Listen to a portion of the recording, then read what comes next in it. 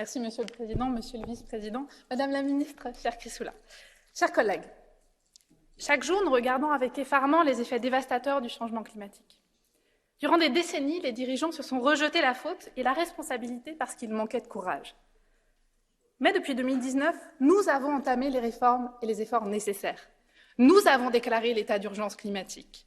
Nous avons négocié pendant des mois pour que les grands pollueurs paient plus et pour que les plus vulnérables paient moins.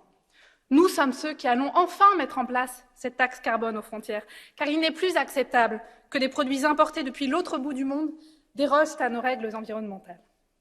Et nous avons garanti que le plan de relance, qui investit tant d'argent dans la transition écologique, ne sera pas remboursé par les citoyens, mais par ceux qui ne paient pas leur juste part d'impôt aujourd'hui.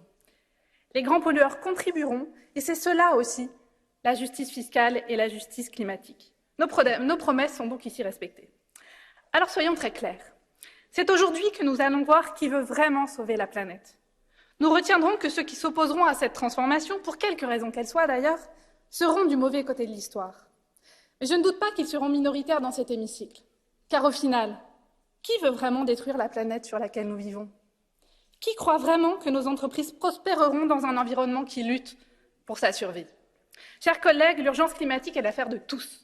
Elle ne doit souffrir ni conservatisme, ni démagogie, ni manipulation.